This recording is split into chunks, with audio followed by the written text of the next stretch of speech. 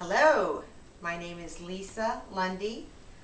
I am a motivational speaker, a mother, and also the author of The Super Allergy Girl, Allergy and Celiac Cookbook. Here to talk about buyer beware. When we talk about buyer beware, what I basically want to give you is my worst mistakes as tips so you can save money and save time, because somebody should benefit from all the mistakes I've made. This really applies to people who are in the food allergies, celiac, gluten-free, and health and wellness area.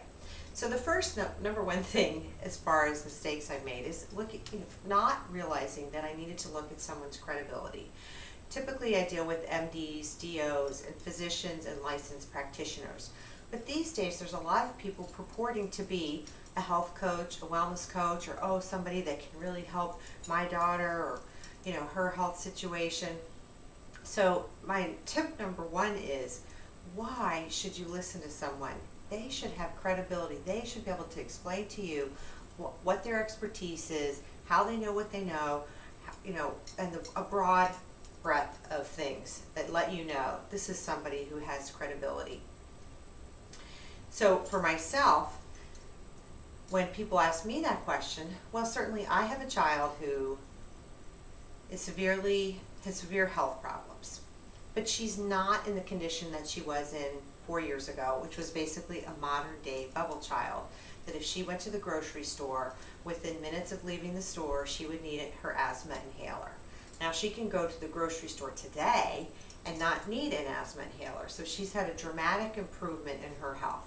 So I've had to learn about gluten-free, celiac disease, IgE-mediated allergies, non-IgE-mediated allergies, nutrition, malnutrition, and even malabsorption the hard way, to the tune of $100,000 out of pocket the hard way.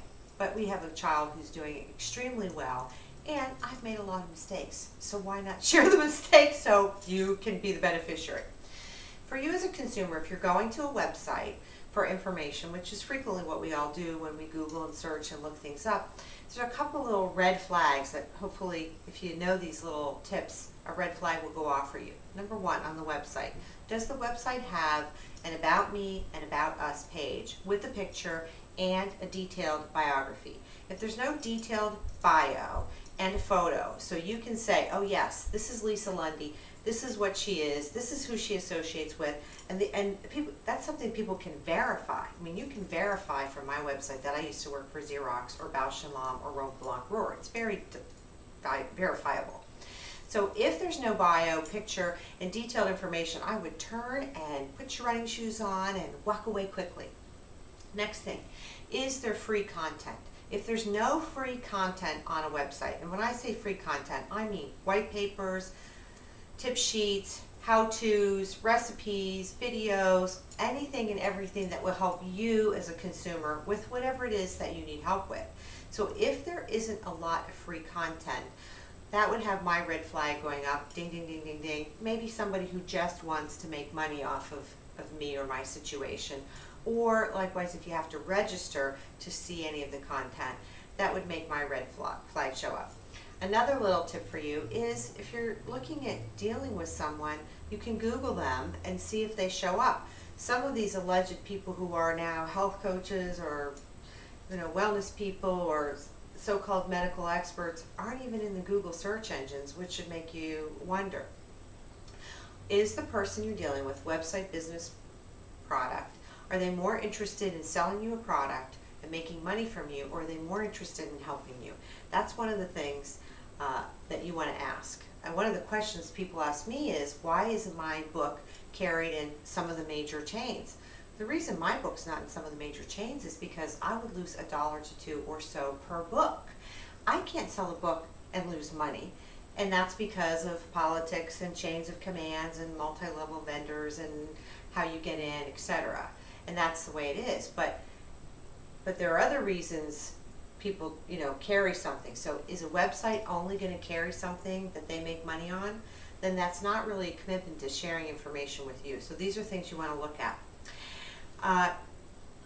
For any issue that involves health or wellness, my strongest recommendation is that you deal with an MD, DO, licensed care, licensed practitioner, someone who actually is licensed in this country.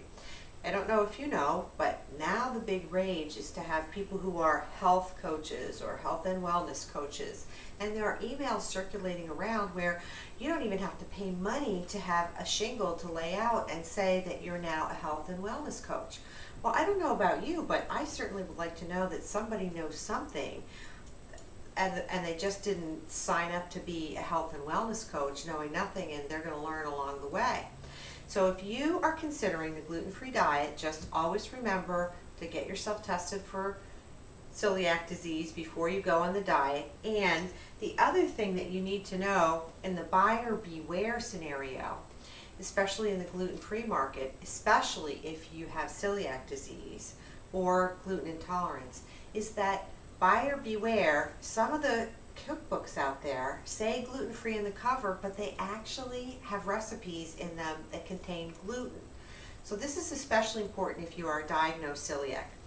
This particular one I'm holding up says corn-free, gluten-free, sugar-free, wheat-free, egg-free, milk-free, soy-free, yeast-free. Well, I'm sorry to tell you folks, but it is not free of all those things.